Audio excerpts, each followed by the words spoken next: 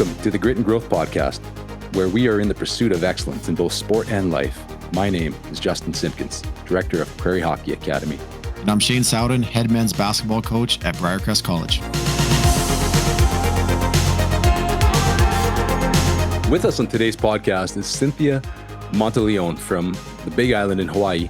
She is a world champion track athlete, an author of a book called Fast Over 40, and a metabolic analytics practitioner.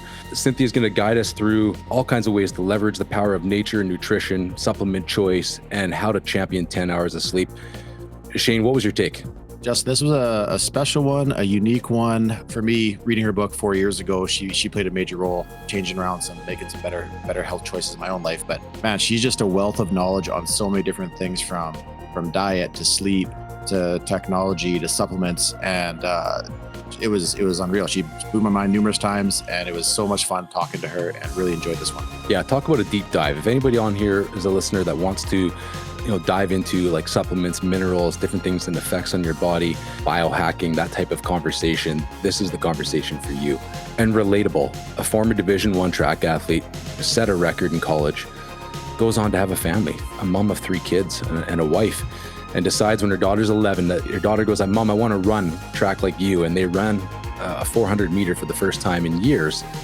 And it changed everything for her. And she decided that I can be fast over 40 again. Goes on to set records, run faster than she did in college. Fascinating interview. People are going to enjoy this one. Cynthia, super excited to have you on this episode.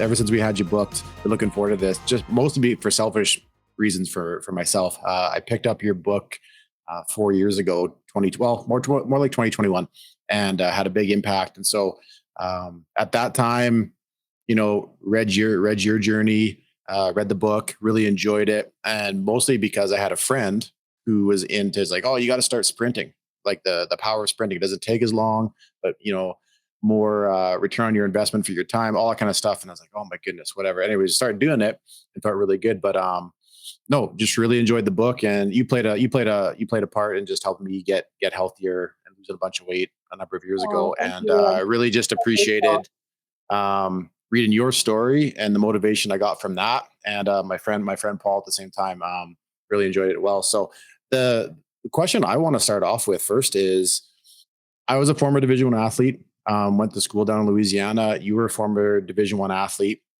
Life happens, you have a family, and then you find yourself, 15 or so years later, making some massive changes and becoming a world champion in 2018. And I'm just curious, like, just for our listeners to hear that, just that journey, because I think a lot of people could relate to that. I was this, life happens, things get busy, and then all of a sudden you made a major life change, quite honestly, at a time where people struggle to make a change, where they and sometimes often just say, well, what's the point, or I give up. And so, yeah, just curious with your journey there and how you came to that point of making those changes. Absolutely. I love sharing that journey. First of all, thank you so much for having me on. Like, I just really am humbly grateful for any opportunity to help anyone that might take one piece of advice I might give today and, use it to make themselves better. I'm just really, truly blessed to have a gift to be able to help others thrive. And that is truly my passion. And the book that you mentioned, Fast Over 40, I wrote because I basically thought my athletic, I wouldn't even say career, like just working out was over after Division I athletics. I ran at University of North Carolina, Wilmington Colonial Athletic Conference. It's really a belief system. I think first that I thought, okay, I did this in college. I wasn't good enough to go pro or anything like that. So my career is over. Like, I'm done running track. I never thought I would run track again. I did my art career and other careers and just, had 3 kids. And like you said, life happens. So we get busy taking care of everyone else, and we sometimes forget to take care of ourselves as much. And so I had just had my 3rd child. I'd just gotten done breastfeeding. And by the way, I always tell women, don't be in a rush to lose weight. Like, don't look at celebrities and be in a rush to lose weight when you just have a baby, because you really need that body fat to feed your baby. So And not only that, body fat comes out, toxins come out when you shed body fat. So don't be in a rush. I was not in a rush, but I had just gotten done breastfeeding my third child. And I had, some extra weight gain like most women do. And, that's a beautiful price to pay for giving life. But I was ready to just feel better in my own skin. And so my daughter, who was 11 at the time, said to me, "Mom, I want to run track in college like you did." And I said, "Oh, okay. Well, you know what? Let's both of us go out to the track." Had just turned 40. And let's both of us go out to the track and we'll run 1 400. That's what I ran in college. And we'll see how it goes. Oh boy, we got out there and that was the hardest 400 of my life. We kind of went out 200 meters strong and then just crawled across the finish line in about 1 minute and 30 seconds, which is not very fast. So that's where my journey started. And just she inspired me to start training again. And fast forward to, I'll tell you more about that journey, but she did, in fact, end up running at my alma mater, her first year of college. So mission accomplished on both ends. And I ended up becoming a world champion 3 years later. I couldn't believe it. I made a whole transformation and in my body composition and how I felt. And I did that through learning through my mentor, Charles Poliquin. He was a really big part. And I had started learning before this journey a little bit, but really I delved into it under him. And, ran faster than I did in college.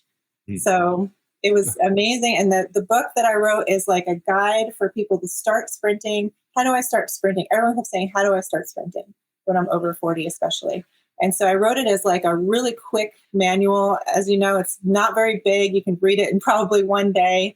There's a lot of really expert workouts in there. So yeah, that's why I wrote that book to help others achieve what I achieved. It's awesome. Cynthia, aloha to you, by the way. For our listeners that don't know, you're coming to us, live from the Big Island in Hawaii at the moment. I think national champion was pretty cool. 2018, world champion in 2019, I believe. And so can anyone pick up this book? Can anybody just start running today? That's a good question. So it depends on what your fitness level already is. I would say if you have never run before and you've never sprinted before, I advise in my book, I always say, start slow to be fast. And that applies to two things. It applies to being patient with building your strength and what muscles are needed for sprinting. So for instance, walking up a hill is a great way to start sprinting. It forces your foot into like a dorsiflexion with your toe up, and it activates all of the muscles, especially posterior chain, that, up the back of your body, for those that don't know, that really are needed for sprinting. So just start by walking up a hill if you've never done it before. If you have run before, you can start with a slight jog up the hill. Always do a dynamic warm-up. I have that for free on my YouTube. It's free to everyone. And it's basically track drills that, again, give your body some muscle memory of what positions it needs to be in and what stability muscles need to be strengthened for that. The other component of start slow to be fast is strength training. Now, if you go on Instagram and you see all these track athletes or influencers, they're telling you move the bar fast and move it with heavy weight fast. That's what you need. You see them doing a lot of Olympic lifts, like cleans and, a lot of very fast explosive movements. But what I'm saying is you actually can recruit more muscle fibers by slowing down the eccentric. The eccentric is the lowering portion usually. So for instance, in a squat, the eccentric would be the lowering portion, and then the concentric is the upper portion. So Charles was a big fan of time under tension and planning tempo, which is how fast you're moving the bar in both directions. So I've done fun fact, when I won that world championship, I didn't do any Olympic lifts, 0. Okay. All of them were eccentric movements varying in time from 6 seconds to 3 seconds, 6 seconds, 4 seconds, 3 seconds, a lot of 4-second tempos. And a lot of people think you need to move the bar fast to be fast. And that's just not true. Not only slowing it down recruits more muscle fibers, but Charles would say the intention to move the bar fast is more important than actually the velocity of the bar. So if you have a lot of weight and you're intending to move that bar fast, that actually is what matters over the velocity of moving the bar fast with lighter weight, which makes sense if you think about it. Cynthia, that raises two questions for me. One, as like I just turned 46, and that actually seems like a way more beneficial and safer method in many ways. And two, I used to coach. I'm a college men's basketball coach right now, but I also coached a women's team about 15 years ago for 4 years. And one of the things I always heard from the girls was when like, well, we got to get in the weight room. We had our weekly workouts 3 or 4 times a week. I don't want to get bulky. Yeah. Right. And I hear this from women, all like they're scared as soon as they start picking up weights that they're gonna not be as feminine, put it that way. Mhm. So just those two things, those are just two questions that come to mind. Yeah. So I guess when you're okay, so Charles, identified several different blocks of rep ranges for different movements. So if you're a power lifter, you're gonna be in the power rep range, which is like 1 to 3, right? Mhm. And then someone like me, I'm in the strength endurance rep range, which is like 4 to 6. If you're hypertrophy, you're like 10. If you're endurance, you're 15 plus. So he identified what, again, with the time under tension, and it's a whole formula, but I guess it depends on where your rep ranges are. So if you are going to go and just do all your rep ranges 1 to 3, um, and you're going to eat a lot of bulking foods, we'll say carbohydrates and things like that. You know what? Everyone says, oh, don't worry, women, don't worry about getting bulky. Guess what? I've seen women get bulky. It Mhm. depends on your rep ranges. It's just a fact. So yes, lifting heavy, but not like all the time in the power range, unless that's your sport, which is Mhm. fine. Then you have to Yeah. be heavy. You need that weight to push the weight, if that makes sense. Same with like shot put. I have to be very careful with my Olympic shot put athletes because I want them to be their leanest and strongest, but not lose power by not having that bulk Mhm. behind them, right? So I want their weight to be still bulky but strength. So yes, I would say staying in that 4 to 6 rep range is ideal for most people, uh, depending on what your sport is. But because I am an advocate for sprinting, for longevity and aging, and something like basketball, obviously that would mostly be in that 4 to 6 rep range. Right. And my current mentor now is Preston Green. You've probably heard of him. He was the strength and conditioning coach for the Florida Gators basketball team for years, Yeah. and now he's at Clemson. But anyway, so yeah, he yes, there's like maybe functional strength with that, but staying in that 4 to 6 rep range and having a really periodized formula. That's the other thing. A lot of people think, okay, oh my gosh, one woman said to me, oh, okay, can you look at my sprint form? I've been sprinting every day. And I'm like, who told you to sprint every day? That's too much intensity to do every day. I'm sorry, but Mhm. and then you're not actually getting this, probably the right sprinting done with that intensity every day. So meaning you need that rest period to rest your neurological system so that you can intensely exercise again. So in my sprint program that I have, for instance, I have one day that's more volume oriented, still sprinting, but maybe meaning above 85% effort. Still sprinting above that effort, but maybe not 98 or 100%, right? Never, hardly ever 100%.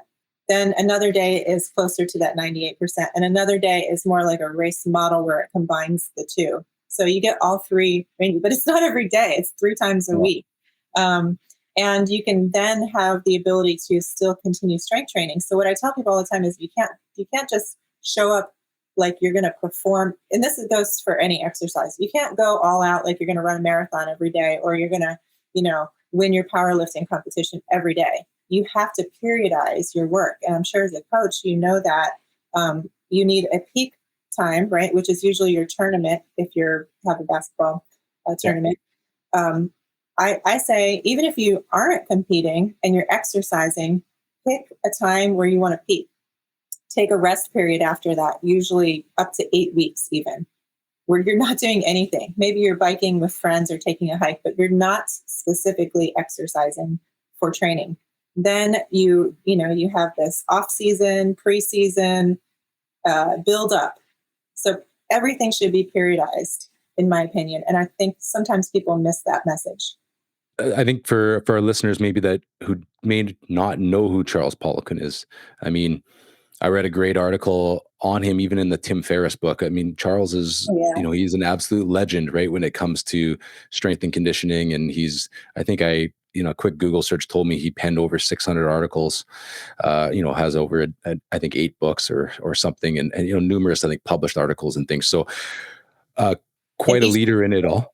like, if you are able to find his, I think the Tim Ferriss podcast is still up online, because a lot of them were taken down after he passed, but Tim Ferriss is still up.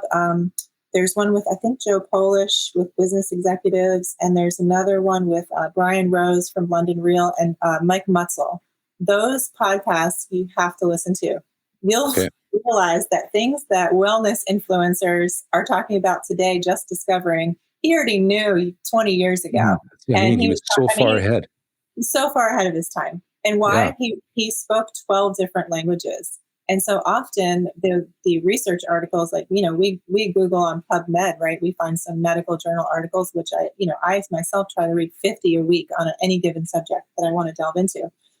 But he read them in other languages, Russian, German, when they weren't translated into English. So he was privy to a lot of information that other people weren't. Not to mention just figuring out the connections himself. He was a genius. And so, definitely your listeners should give that a Google and listen to his podcast. And what I loved about Charles is if you wanted to go into bodybuilding and things like that, you could follow Charles. If you wanted to be fast over 40 and a dad like me at home with 3 kids, you could follow Charles. I mean, he was so applicable in so many ways. And I just love his main diet, right? His breakfast was, he said, steak and eggs and usually nuts. And his favorite are macadamia nuts, which are mine too. So I felt connected to this guy. Yeah. But it's, yes, he coined the meat nuts breakfast. That's right. Yeah. For and your listeners, if they want to, I'm sorry to interrupt, but your listeners, the reason behind that, and it's so funny because I've been talking about this for so long, and I just heard Andrew Huberman at the Neuroscientist just addressed it. And I was like, oh my gosh. And I'm not going to say it's because he just started following me, 6 months ago, but no, I'm just kidding. Just kidding, Andrew. But he just started mentioning the importance of the neurotransmitters from what you eat. And I'm like, oh my gosh, I've been preaching this because of Charles for years. So the reason why that meat and nuts breakfast works is because the red meat is high in L-tyrosine, which is the precursor to dopamine, which is the neurotransmitter that gives you energy and motivation. And so dopamine's a finicky neurotransmitter. If you spike your dopamine by eating sugar, say you're eating a donut or sugary cereal for breakfast, you're going to actually spike your serotonin and dopamine. So you feel good for a short period of time and motivated, and then it crashes below what you just spiked it, much like drugs. So you've heard probably like, oh, sugar lights up the same centers in your brain as, cocaine, right? I think everybody's probably heard that. And it's because of dopamine. It's because it jacks that up and then it drops it so that you need more the next time you eat it. So I always tell people, it's not your fault if you crave a donut at 10 a.m. if your breakfast was a sugary cereal or pancakes or something like this. It's not your fault. Your body is chemically wired to crave that. So the red meat actually makes the dopamine instead of spiking it. So you're preserving dopamine. And then the nuts or eggs, but nuts bring in the choline, which is the precursor to acetylcholine, which gives you lasting energy. So here you have motivation and lasting energy throughout your day. Who doesn't want that? I absolutely love it. I tell Shane all the time, steak and eggs are my absolute superpower. Like, I have the best day when I have steak and eggs. It's without a doubt. Elon Musk said the same thing when he was on Joe Rogan's show. So cool. He feels best and performs best on steak and eggs. Now, I will give you a little caveat about eggs, though. Yeah. Eggs are great. However, if you eat them every day, you could end up with an inflammation factor.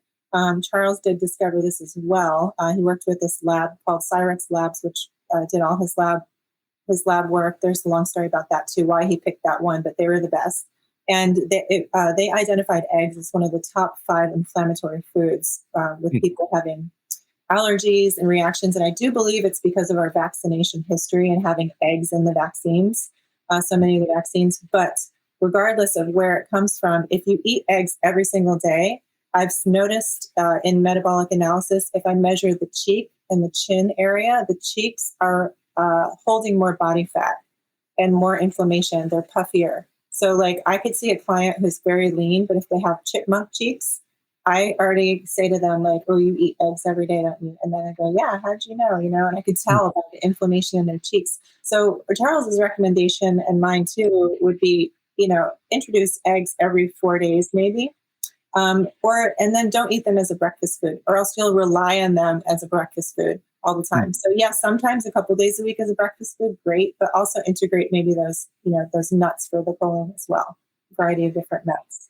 Yeah, I love this because as you're talking, I see Shane feeling his cheeks, and I wonder if any of our listeners are doing the same I thing. know. My beard covers it, but I'm like, mine are a little puffy.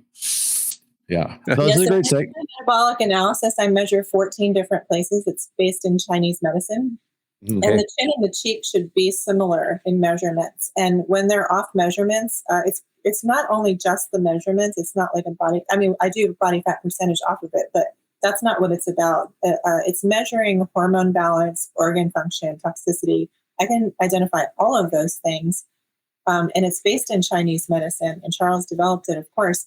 But it's the ratio between those measurements. So it's not just what is the measurement, it's what is it compared to. So like I can measure a man and I can say, "Oh, you drink vodka, 3 times a week." And they'll go, "How do you know?" My God, I can tell by the measurements. I can tell by the pectoral if their testosterone is being converted to estrogen. I can tell their internal estrogens by the back of their tricep. I can tell how much sugar they eat by their lower back and their subscat. I can tell how much they drink by their knee measurement. That is the only one that changes pretty rapidly. So if someone were to go to Vegas and have a bender, if I measure them Friday, they go have a bender over the weekend. I measure them on Monday. Their knee would be a couple millimeters of body fat more than it was on Friday. So it goes up. The body fat gets stored in the knee from the toxicity. And I can tell everything. I just tell everything about them, And then sometimes clients will be like, "I have not eaten sugar. I don't eat that much sugar." And then they'll go, "Except for the gummy bears I keep in my pocket," or something. I'm all like, the numbers don't lie. So that's a little bit about how I know so much about everything. And I've gotten a little bit of X-ray vision too. I can tell from pictures. So like I have clients who can't meet me in person, they send me pictures. And if I see like in women an excess of cellulite and body fat underneath their butt and their hamstring area, I know their priority is going to be environmental toxins that are mimicking estrogens. And those are the supplements I need to recommend to mitigate that. And there's certain foods to recommend as well. So I hope that's a long answer to that. But It's awesome. I think it's great. I think these are the practical pieces that we can jump into. I mean, we are in the first quarter of 2025. The gyms have filled, and maybe the gyms are starting to, even thin out again with where we're at now. But people are still looking for, and I'm starting to feel I'm starting to sense a bit of a movement. You're starting to see non-alcoholic beer become a thing. You're starting to see, spirit-free drinks. You're starting to see, I saw Taco Bell released, a high macro meal. So a fast food restaurant releasing a high 70 grams of protein in their chicken fingers and whatever wow. else. It's still high sodium, but it's pretty good in the rest of the categories, apparently. Mhm. And so are we seeing a movement where there might be a little bit more of a focus on health? And inside of that, there's so much coming at people. It's, what does a diet look like for somebody who wants to be fast over 40 that can it's an easy thing for them to implement, and it doesn't require maybe scales or different things or a Whole Foods near them or things like that. Yeah. Okay. There's a lot to unpack in that one. First of Sure. all, I think it's what's going on is that we're really abundantly in the age of information where we're not just getting our information from one corrupt media source. We have access to a lot of different experts. And with the recent, ever since COVID, there's been a pushback on we're not going to do exactly just what you tell us anymore. And this is something I learned from Charles years ago, is don't accept what experts tell you, because those experts might be funded by Kellogg's, which is often the case in nutritionists and dietitians. I mean, Right. An Olympian client who went to Penn State, and he said, I'm not that smart about nutrition, but I was a little suspicious when the head nutritionist for our school was on the board for Kellogg's, and she was in charge of all the sports nutrition and also the head of the nutrition department. So she was training all of the new nutritionists, and she was telling us that Pop-Tarts were good for us because we're athletes and we need sugar. And unfortunately, I'm still seeing this trickle down from that education. But the good news is since 2020, people are questioning what is the information given to us and where are the sources from that information. And I think this is a great movement. And that's probably why even fast food chains like Taco Bell are being forced to change their menu, because they recognize that people are finding results through high protein, high fat diets instead of just fuel with carbohydrates, fuel with Pop-Tarts. Eat gummy bears for energy, chocolate milkshakes after practice. I mean, these are archaic dinosaur practices, and they need to go away, because those foods will create inflammation and they'll create metabolic diseases like prediabetes. A lot of athletes who look lean have prediabetes because they're being force-fed this sugar. Women, girls have PCOS, polycystic ovarian syndrome, which is an insulin disease. This is totally preventable, ladies. So these young girls in high school are coming to me, have PCOS, and they're trying to be the top in their sport, but they're hindered because their hormones are so messed up. So I'm like, okay, it's because you're being told to eat all this sugar for fuel. So I do think that there's a movement there, that there are other ways. We are adaptable beings, and while we could be carbohydrate fueled, maybe not processed carbohydrates, right? Maybe healthy carbohydrates. So there's a time and a place. In my opinion, I'm not strictly carnivore. I'm animal protein based, but I'm not strictly carnivore, nor are my clients. I think there's a time and place for carnivore. I think that's very healing for autoimmune issues. I do think animal protein is the best protein for you, but I also believe in carb quality and carb timing. These can be very beneficial. So I think that that's why this movement is happening, and it's a great thing. And what can the normal person do, right? I can't, like, my specialty is giving individualized advice. So I would take either one of you and I would give you a long interview, or in person, I would give you the long interview and measure you. And then I would find out exactly what you're deficient in. However, like for the norm, I would say, Charles was right on track with starting your day to eat for neurotransmitters, the meat and nuts breakfast. Berries, if you're carbohydrate tolerant, he always said you have to earn your carbs. So if you're, you got 20 pounds to lose, then you probably don't need to eat those berries. You could go strictly without the fruit. And then, same thing, like he used to say he would coach a hockey team, and they were so dumb they could never remember what to eat. And he would say, oh gosh, I don't want to curse on your podcast, but he would say, if it doesn't fly or swim, don't eat it. Okay, right? We all know what F is. and if it's not green, don't eat it. That was it. If it doesn't fly or swim and it's not green, don't eat it. So Make green it vegetables simple. Eat. Yeah. That was his advice. Yeah.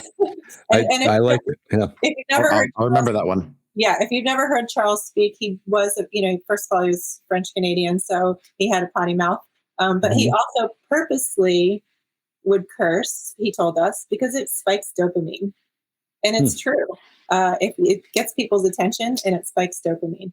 If you have the scenario of a bunch of college students sitting in a library and they're all getting kind of tired and bored from studying, and then, it's late at night and somebody tells a joke, all of a sudden everybody has energy.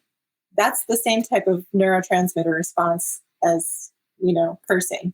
So he purposely would throw some really doozies in there. His sayings were pretty funny, I'll say. I like this idea of protein. What is protein? And we had a nutritionist speak to our teams as well, and she just said, she's like, well, it had a face. That's how you know it was protein. That's how you know if it's Yes. protein, right? In that Yeah, regard. and of course, we're in the age of plant protein, and I think for a Yeah. while that was pushed on us with that movie. What was it called again? The Game Changers. Game Changers. Yeah. Oh boy, I'm so glad that thing was debunked a million times. But all the athletes either fell off the edge of a cliff athletically, or they were on steroids. So that was definitely not the smoking gun of evidence that plant-based foods were good for you. And my client Sue McDonald, she's 61 years old. When she was getting ready to turn 60, she asked me to be her metabolic practitioner. She said, I want to break all these records when I turn 60.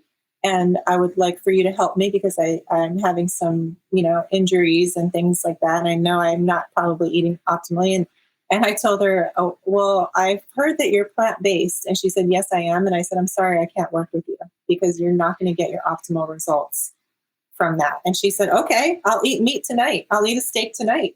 And I said, well, actually, steak is better in the morning and poultry is better at night for tryptophan and that neurotransmitter for winding down. And she said, okay. And she sent me a picture of her chicken dinner. 7 years she was only plant proteins. And she sent me a pic. And I said, okay, she's serious. So I kept the appointment, and she broke 17 world records that year. And it continues to break them. And she's just she's an outstanding athlete. So she had some hip inflammation. She had like a labral tear that was bothering her, and she couldn't quite get to her capacity in training.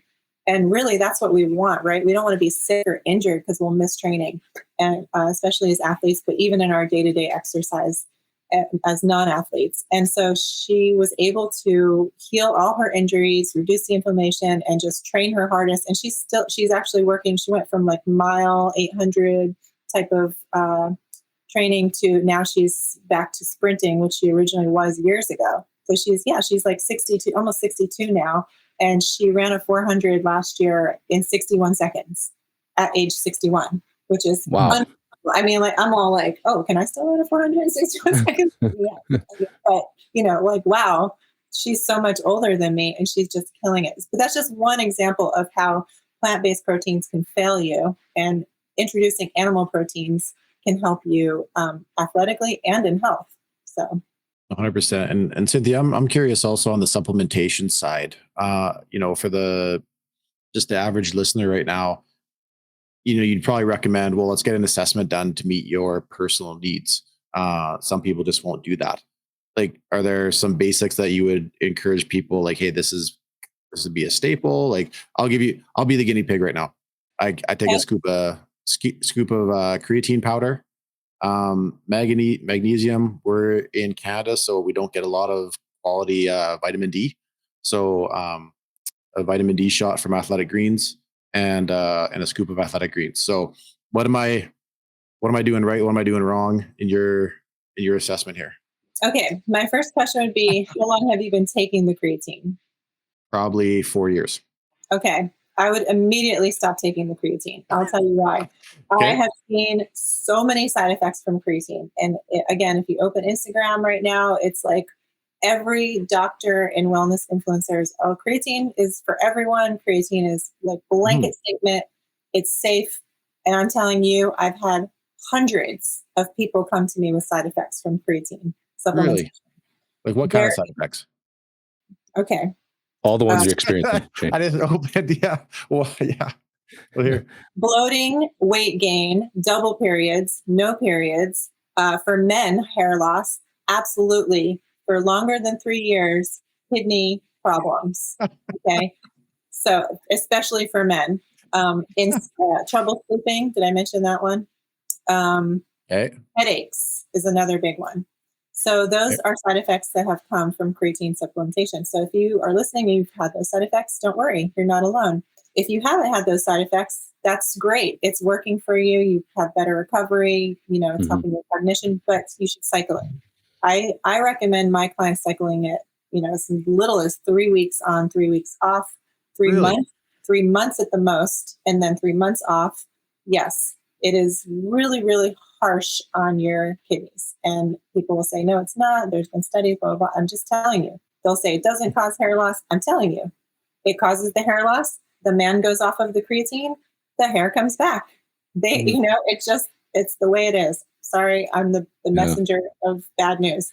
But so everywhere but your back, Shane. I would cycle you off of creatine. I would everywhere else but my head. Amino acids instead, and make sure you're timing your protein correctly, post-workout especially. Amino acids and glutamine, glycine for sure. And magnesium, I would say, what type of magnesium are you taking and when are you taking it? Because there are like 10 different types of magnesium. So do you know what kind of magnesium you're taking? Yes, but it's upstairs and I forget the name of it. But apparently it was the right kind. I got a whole thing from my doctor. She's like, okay, you're taking this kind that absorbs. Okay, so magnesium. With vitamin D absorption, all that kind of stuff. Mm-hmm. Yeah, well, most magnesium does, but magnesium glycinate is a great overall magnesium for nervous system support. Yeah, and so that can be taken during the day, especially lunch to dinner time. Magnesium kind of naturally winds you down, so you really kind of want to take that later in the day, like lunch or dinner, not breakfast. And then magnesium L-threonate is the only one that crosses the blood-brain barrier. And that one is, if you take it with caffeine in the morning, that improves your focus. But I have my clients take it with L-theanine in the evening, so it really helps them sleep well and wind down. So I use one for L-threonate. Yes, L-threonate. L-threonate. Magnesium L-threonate. Mm-hmm. Yeah, so those are other ones like magnesium citrate or garbage. Usually people take that to go to the bathroom. But if you're just taking glycinate and L-threonate, you're going to be fine with muscle relaxation. And, for women that are experiencing PMS systems, absolutely high doses of magnesium. And especially during that, like if right post-ovulation, they should definitely start increasing the magnesium intake. Again, how much per individual? I think ATP Labs, I use their Center Mag, which is like a magnesium blend, but mostly glycinate. That one, usually is 2 caps a day. So I would say take 4 for those women. Again, everyone is different. If you're taking medications, you got to ask your doctor, blah, blah, blah. Yeah. But, so that would be the recommendation I would have for you on the magnesium. Now, the vitamin D also should be cycled. In my opinion, it should not be taken daily. I have my clients take large doses twice a week with fats. It's best absorbed with butter. So, for instance, they take 50,000 IU twice a week. I say, think of a Tuesday, Thursday with a bite of butter. And then they do that for 8 weeks on, 8 weeks off. Because again, vitamin D is actually a pre-hormone, and you really don't want to mess with your hormones too much. You want to keep them, pretty even. And if you just do a daily 10,000 IU or even 1,000 IU, 1,000 IU is not really going to do much for you, to be honest. And if you keep doing it every day, it's different than if you do it all at once and then cycle off. So you get a better result with your vitamin D score. So I like to have my clients between 70 and 100 on their vitamin D. That's optimal to me. Your doctor will tell you optimal is above 30. If I have a client who's 40 or 50, it's not optimal. So 70 to 100 is optimal, and this is how you get there. And what was the other one? Athletic Greens? Yeah. Okay, when do you take that? What time of day? Well, so usually my mode is I'm not judging. Shane's already asked. I'm sorry. Hey, this is awesome. Anyways, depends on the morning. So morning, have a coffee, and then I don't usually you have your coffee before your breakfast? Yes. Yeah. So you want to have your coffee after your breakfast. Okay. Yep. So that way the phytic acid doesn't interfere with the absorption of your proteins and your zinc and iron and all the great things that are in your meat. Right. So, so coffee, and then usually, because I usually don't have eat till between 11 o'clock and noon. I'm just not hungry till that time. And maybe that's because I had the coffee. Right. And like an intermittent fasting type thing. Yes, that sort of thing. I'm just. And if you're doing it every day, newsflash to everyone, it's not intermittent. It's regular. Yeah. Yeah. Gotcha. Yeah. No, that's good. Okay. Yeah. So yeah, it would be the first thing I would have a shot of 10 a.m., 11 a.m. Okay. Mhm. And then are you exercising before Yeah. that? Then because I'd usually mix like I Mhm. throw my shot of creatine in there too and just chug it and then go work out and Okay. then eat after. Okay. So you're having the greens before the workout, not after. Yeah.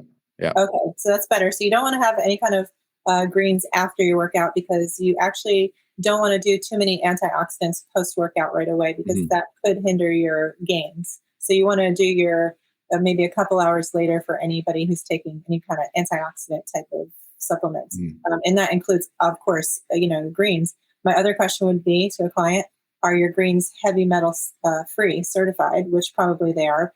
But you do want to check that. So someone who's just getting it from Walgreens or Costco or something like Yeah. that, make sure that your greens are heavy metal free certified. Because what happens is all of these green vegetables and algae are great at absorbing heavy metals. So if they're Mhm. heavy metal free, you intake them and they absorb heavy metals like, lead, nickel, like when you have overabundance of heavy metals. Mhm. So that's great, right? But if you are taking some with heavy metals because they're great at absorbing it through the soil and through the algae, then you're Mhm. you're going to be ingesting that, and that's the case also with green tea a lot and most teas. So you really want to make sure any of your teas or your greens are heavy metal free and Gotcha. pesticide free, certified. And so, yeah, I think in between meals is a great time to take greens. For you, I would start your day. Most of my clients, pretty much all of them, start their day with a glass of room temperature or hot water with a squeeze of lime and sea salt. Start your day with that. Have a few bites of the protein. So maybe you have your hamburger patties or elk patties or Yeah. lamb burgers, another great one for breakfast. You can actually mix almond flour and egg into it, and then you've got your nuts in there too, and with a handful of berries. Something like that already prepared. If you don't feel like preparing it in the morning, have a few bites of that, even if you're not hungry, and you're going to have a whole different day. I promise you. Hmm. So then, have your coffee after. Usually 20 minutes is a good time to wait, so you don't want to interfere. So you don't have your coffee with it. Have your coffee after. What are you putting in your coffee? I would ask are you putting sugar, No. dairy, just black, A little bit of heavy cream. heavy cream? Okay. Yeah. So if you want to drop 5 pounds of fluff, then you would eliminate dairy for Yeah. 3 months. See how that feels. And do either black or I really like this Keto Brains heat creamer. They just started Okay. sponsoring me, but I'm so particular that I'm all like, you can send me the stuff, but I'm not going to say yes unless I like it. So I took it 3 months to tell them, okay, it's good. Like, I tried it out. It's good. It's legit. But it's basically coconut cream, MCT, L-theanine, and for the brain stimulation, and it's got alpha GPC, which is one of my favorite brain stimulants, and lion's mane mushroom. So that one is a really Right. great creamer. Something like that's fine, like a coconut milk base. If you want to get rid of 5 pounds of fluff, Right. I would say. If you so would you say like because my body responds really really well to carnivore. Mhm. I just feel better on it. Yeah, I can most people intro. do. What's that? Yeah, Most people do. I can introduce dairy. Dairy doesn't, but just hearing you talk, I'm like, man, maybe if I just got rid of. I like cottage cheese. I like the Oh creamer. yeah, cottage cheese is a big one for the fluff. Cottage cheese and yogurt. All right, Yeah. I'm getting motivated, Try it. Justin. You Here can we go. try it. Try it for 3 months. Try cutting out the dairy. You can still have manchego, sheep's milk, or goat cheese, and Okay. Cheers, yeah. sometimes Yeah. maybe an A2 milk. But I would, just to really be dedicated, 3 months, no dairy, just occasional manchego or goat cheese. All right. Um, yeah, No and Dole see, Whip for you. yeah, and do those few bites of the meat, nuts, and berries in the First morning. thing. Yeah, and then go about your day and your workout, and instead of creatine, do amino acids and glutamine. The glutamine is a really fun amino acid. There's so many different things that it's good for, glutamine and glycine. I could be here all day listening, but one of the main things, especially if you're low carb, is glutamine replenishes your glycogen without Mhm. spiking your insulin. So it's amazing for recovery if you're low carb, especially. So people will always say, oh, but you need carbohydrates to run fast. You need carbohydrates to sprint fast. You need carbohydrates because you got to replenish your glycogen. Well, actually, you can replenish your glycogen with glutamine. So you don't really need those carbohydrates. And do you cycle glutamine, or is that just something you think is good every day? I have not found any side effects from having it daily. So I'd say with most supplements, I do have my clients take a little time off, maybe during that rest period we talked about Right. of 8 weeks per year. They don't take anything. So when you do cycle supplements, you are going to find they're more potent no matter what they are. But Mhm. and then for instance, if you need zinc, then and I put you on zinc, you're probably not going to stay on that zinc forever because at some point you're going to have a saturation point and you're not going to Mhm. need it. So again, it's hard to say it's individual, but that would be one of the basics for you as well as a male would be zinc. Why? Mhm. Because zinc is very important for testosterone and it's very important for that pec area. So you see men get the man boobs, and that is aromatase. That is the testosterone converting to estrogen. And that happens through different enzymes, the aromatase enzyme, and that is very sugar oriented and grain oriented. So beer guts and man boobs, that's Mhm. aromatase. Zinc Mhm. is one of the number one supplements for that to Gotcha. mitigate that. I'm just Wow. throwing all the info on Yeah, you. it's amazing. That's awesome. Yeah, my thank you. my clients are like, "You're like an encyclopedia," and I'm like, "Well, I read all this, these You medical read. journal articles. Plus, I've had experience with thousands and thousands of people, and everyone from the neighbor next door to Olympic champions. So I've seen it all. And what it is with anything in life, it's patterns. We read patterns, right? I'm really good at reading the patterns. So I'm good at looking at each of you and seeing patterns, right? You're telling me the information, I can see the patterns. So that's really what I do is I read the patterns in the research articles, the medical journal articles. I read the patterns and I find, okay, Mhm. like, what's good for heart health, L-carnitine, blah, blah, blah. What's the highest food in L-carnitine? Red meat. Okay, what's good for this? Zinc, testosterone, zinc. What's the food that's highest in zinc? Red meat and seafood. It's not plant. It's not Impossible Burgers. So I go through and for years I've gone and I've pulled all the information, and I'll read the other stuff. So I'll read vegan studies and things like that, promoting plant-based. I'll read all of it, and I'll find the bottom line through the patterns, if that Mm. makes sense. And Charles taught me to do this. So even though he's gone, the legend lives on because I get to help others, and now they're helping others with their information. Well, I'm gonna message you in 3 months and tell you the results. And Yes, I can't wait. there you go. I can Do be it before and after. a cheap case study right there. Yeah, there There we you go. go. Mhm. Cheap for Yeah, you, Shane. It's cheap for me. Yes. it's I'm going to go back to creatine just for a second because yeah, it's such please. a controversial subject. And every once in a while, I'll drop a comment on somebody's post. I generally don't comment on other people's posts, but I'll drop a comment. Creatine is not for everyone and should be cycled and not taken long term. And, it has side effects for many. And people just go nuts. They love their creatine. And one thing I would say about creatine in my experience is that if you're a premenopausal woman, I never recommend creatine. It messes with the hormones too much.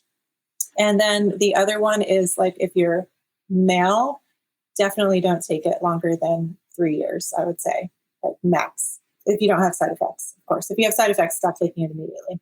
Right. But premenopausal women, I never recommend creatine. In fact, Hmm. the two women who my 40-year-old client, she broke the 400-meter world record. I took her off creatine and she flew. Not that was the only thing, but she was having kidney issues. Not kidney issues, but she was having we'll just say we'll say it was affecting her kidneys. And she was taking it because her husband lifts weights and, works out a lot and strength trains. He's a former football player. So it was just part of the lifestyle. It's what you do. You lift weights and take creatine. And so she was kind of suffering from that. And that was one of the things we changed in her protocol. And she ran 56 seconds in her 400 at age 40, and she broke the world record. So it's not necessary, I guess is my bottom line. It's not necessary. And the same with Sue, my 61-year-old client. She was taking it and she also didn't need it and went off of it. And, 17 Yeah. world records It's later. had So good results. it's just not necessary is my Yeah. point. So, Well, I want to Gotcha. move into something that is necessary, all and right. and as you've been looking at patterns in Shane and I here, you may notice that I might look a little tired today because I had two sick kids last night, and Oh, I clocked under 6 hours, I think, of sleep. mm, And I know that in a lot of the stuff that I've read and some of your posts or different pieces, you talk a lot about sleep, and I think there's a bit of a moving trend, maybe where executives and others are starting to learn that it's not about the hustle culture anymore, that we actually need to slow down to do more or sleep more and things like that. I mean, yeah, I'm sure you have a ton of wisdom to share for our group, and maybe start there. What are we doing on sleep, and how do we get there? well, I'm a 10-hour sleeper, 9 minimum. And so I am a champion at sleeping. And I need that to function at such a high capacity during my day. I'm a wife, I'm a, mother. We own a busy restaurant now. I'm constantly having to fill in there. I do my training. I mean, the list goes on because that's how we all live our lives, right? If we're living it to the fullest. And I want everyone to be their superhero warrior self. That is my mission. Be your own version of your superhero warrior self in your life, whatever that is. And so sleep is a huge part of that. And I do have tips that I give all the time for sleeping. Some of them might be the standard, which you've probably already heard, although when Charles would talk about them, they were like new things people didn't know. But now everybody knows. You got to have your room dark. So if you have any little like lights on a printer or a clock or anything like that, computer, either pull the plug or cover them. So no lights whatsoever. The other thing is keep all the Wi-Fi out. So pull any computers or phones away from your head at least 10 feet, put them on airplane mode, or better yet, turn the Wi-Fi router off in your whole house if you can. Some people are in apartment complexes, they can't do that. But if you're in a house, you can turn your Wi-Fi router off. Your sleep's going to actually get better.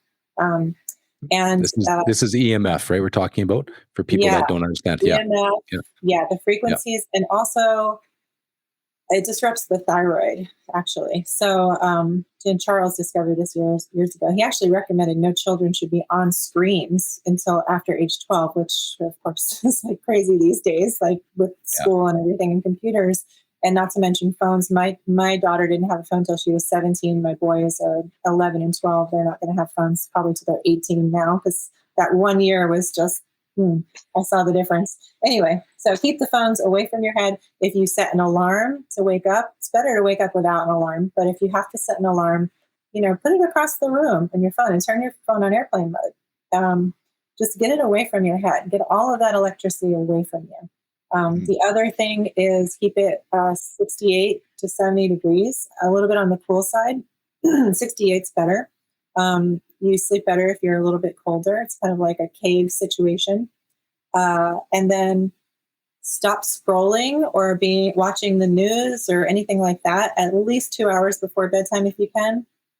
An hour minimum, and read a book. Write in a journal. Write your goals for the next day. If something's on your mind, write that down too. If you have sick kids, that's something that's one of those life challenges that's going to keep you up sometimes. But if you consistently get sleep, then you can deal with those in a better way. And I would say co-sleep with your kids. Like, don't be afraid to create sleeping. Oh, this is a big one. Don't be afraid to create sleeping situations that work for everyone. I deal with new mothers who say, well, I have to sleep in the bed with my husband. It's my husband. And then I get up to feed the child, the baby, several times a night. And I get up and I go back and I get up and I go back. Why aren't you just co-sleeping with your child? They can breastfeed while you're sleeping and nobody wakes up. Your husband doesn't wake up. You don't wake up. The baby's just, happy. I'm telling you, it works better. And so your husband's going to understand what happens is nobody gets sleep and then they start bickering. And that is not good for any relationship. So your relationship's actually better if you're not sleeping. If your husband snores really loud and that keeps you up all night and you're miserable, then you need to sleep in a separate room. I'm sorry. You can be intimate at a different time and everyone's going to be happier. because they're sleeping better. So if you're one client, their dog was waking them up at 3 a.m. to go out. I said, your dog doesn't need to go out at 3 a.m. It's fine. It's got you trained. Leave the dog, keep the dog out of the room so it doesn't wake you up.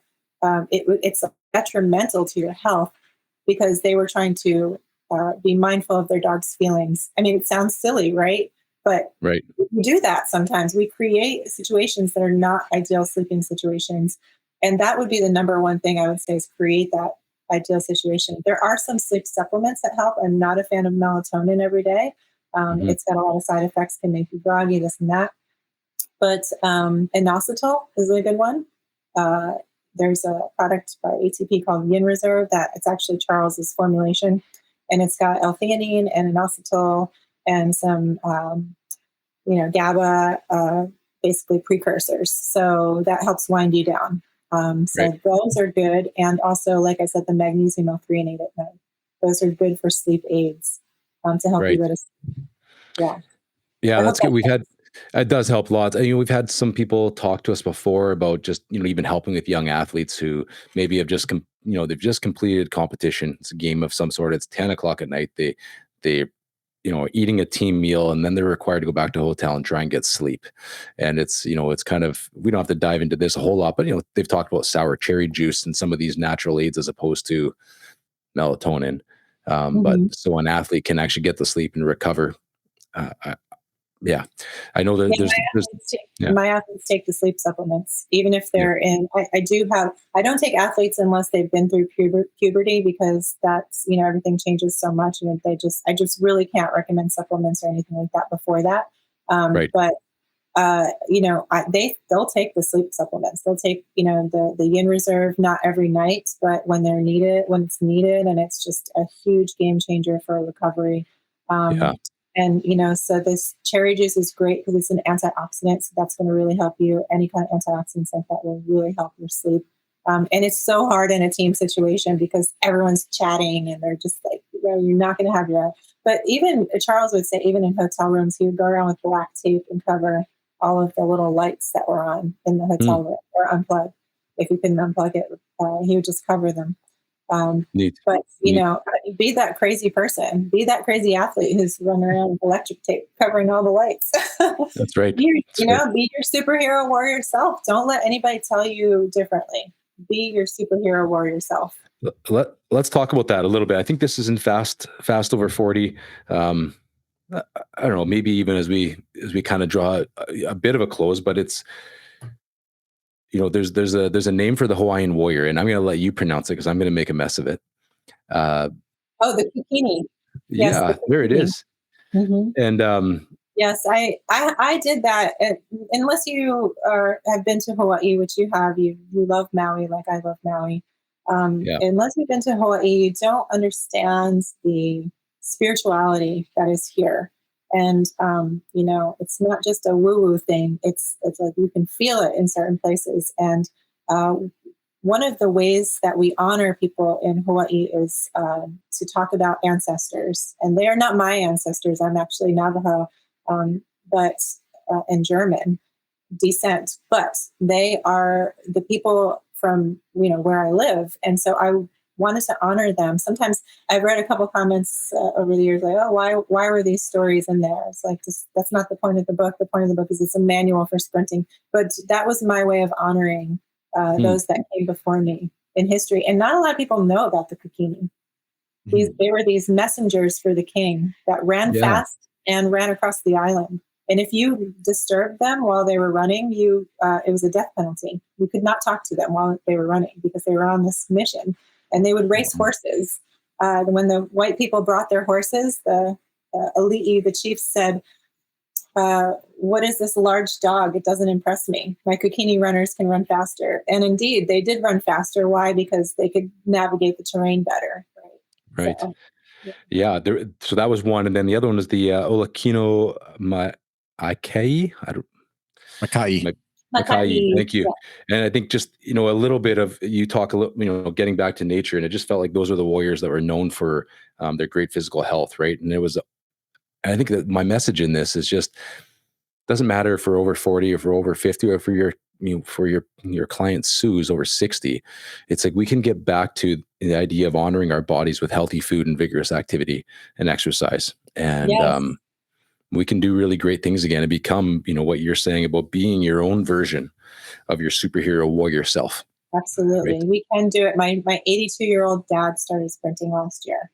10 years ago, he said to me something like, I probably will never change the way I eat or exercise. I was trying to get him to go gluten-free, him and my mom. And then he started to have a couple of health complications. He said, I'll take whatever you give me. helped him beat bladder cancer. He had 2 treatments that weren't working. And I put him on a natto E300, which is a concentrated form of tocotrienols. It's the other half of vitamin E that if you read the medical journals, it'll say scientists recently discovered. However, it wasn't recently discovered. It was discovered by the Mayans, which is, it's really funny when scientists say that. But and I'm not saying that's a cure-all for cancer or anything like that, but I'm just saying it was one of the things that helped him. And, I got 5 extra years with him. So I'm so blessed to be able to give this gift to others. And he's now sprinting. He's going to join me at the World Championships next month. So anyone can do it. You can do it. If you're listening out there, you can start today. You can make these little changes that add up to become your superhero warrior self. And I guess I'm going to have to write a book fast over 50 because I'll be 50 next year. We look forward to it. And the sequel. Yeah, that's right. And we'll have you on again. And so Awesome. It's been such a pleasure, you guys. I'm so thankful again for you being patient with me and my schedule. And I'm so happy to be here with you. And I feel just really grateful. Thanks as well, Cynthia. This has been a great conversation. So appreciate you and your time. Thank you so much for listening to today's episode of the Grit and Growth Podcast. We hope that you enjoyed today's guest and the answers that they were able to give and the stories they were able to tell. If you did enjoy today's episode, we'd ask that you would just follow or subscribe to our podcast. It does help us get the word out in our message. Thanks again. Have a great day.